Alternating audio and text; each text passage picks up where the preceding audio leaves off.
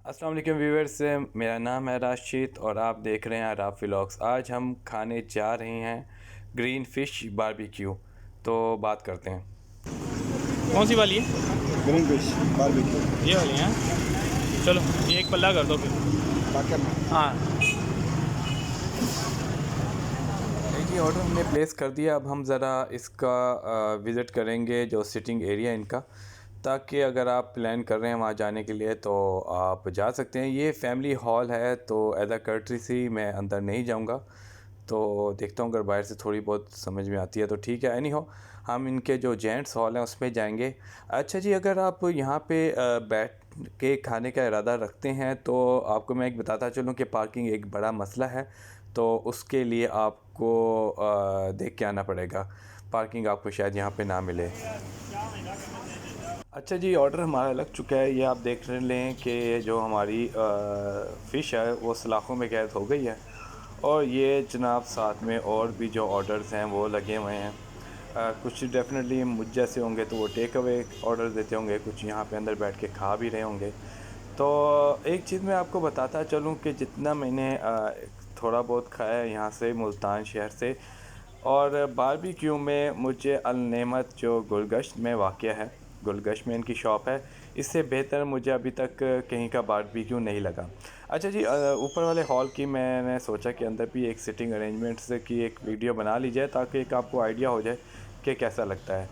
तो माहौल ठीक है जी, एम्बियंस इनकी एक्सेप्टेबल है। कुछ वीआईपी आप किस्म की नहीं कह सकते, मगर टेस्ट के लिए थोड़ा बहुत कंप्रोमाइज़ तो चलता है। ले जी, हमारी फ़िश ऑलमोस्ट रेडी हो चुकी है। अब ये क्या कर रहे हैं, इसकी थोड़ी सी सफाई करेंगे और इस पे ये मसाला लगाएंगे। व्हाट आई अंडरस्टैंड कि ये जिंजर गार्लिक है और शायद ग्रीन में कुछ इन्होंने पुदीना या धनिया पीस के वो भी डाला होगा, तो इसको ग्रीन बारबेक्यू बनाने के लिए। तो अच्छे से इन्होंने मसाला लगा दिया। अब ये मसाले के साथ इसको फिर पकाएंगे और इसको कितनी देर में पकाते हैं देखते हैं। चलें जी, है ये देखें जी, हमारी फ़िश ऑलमोस्ट रेडी हो चुकी है। और ये साथ में आई थिंक चिकन टिक्का बना रहे हैं भाईजान। और माशाल्लाह बहुत ही प्यारा लग रहा है। और जिस तरीके से ये कटाई कर रहे हैं, हम तो नहीं ऐसे कर सकते। अगर हम ऐसे करेंगे तो आधा हमारा टिक्का जो होता है वो कोयले में गिरा होता है। तो ये प्रोफेशनल है जी, और रोज़ाना का इनका काम है माशाल्लाह। बहरहाल जी, हमारा ऑर्डर लग चुका है। दो एक है और एक है रोटी। ये दो रोटी हैं? ये एक है, अच्छा जी, ये दो। ये दो हैं। ये एक वाली इसके अंदर डाल दें, इसके अंदर फिश के अंदर। हाँ जी। कितने पैसे? 970। हाँ 970। 970। ये सर ले लें आप। ठीक है जी, अस्सलाम वालेकुम। बस ठीक है, रखें। चलें जी, ये मेरे ये हाथ ले में लिया ऑर्डर आ फिश गया। अब हम घर जाएंगे और इसको टेस्ट नेमत से। करेंगे। अब तो चलते लेके हैं। जाते हैं घर। अच्छा जी, शीट देसी माहौल हमने बना लिया। जो हमें दुकान का माहौल था वो हमने घर में बना लिया है। और इसकी जैसे अनबॉक्सिंग मोबाइल की करते हैं, वैसे ही हम अनबॉक्सिंग टिक्के की करेंगे, फ़िश टिक्के की या ग्रिल फ़िश की। और by the way, this is our first time to try this tikka barbecue fish whatever I forget it. तो डेफिनेटली अब जो मैंने पहले आपको चीज़ कही थी कि मुझे बारबेक्यू इनका बेहतर लगा, वो इसी वजह से क्योंकि हमने टेस्ट कर लिया था, इस वजह से मैंने बताया था। तो खैर एनी हो, एक चीज़ जो मैंने ऑब्ज़र्व की कि लेमन इन्होंने अंदर रख दिए थे, फिर उसके फॉइल से कवर कर लिया था, जिसकी वजह से लेमन नरम पड़ गए थे।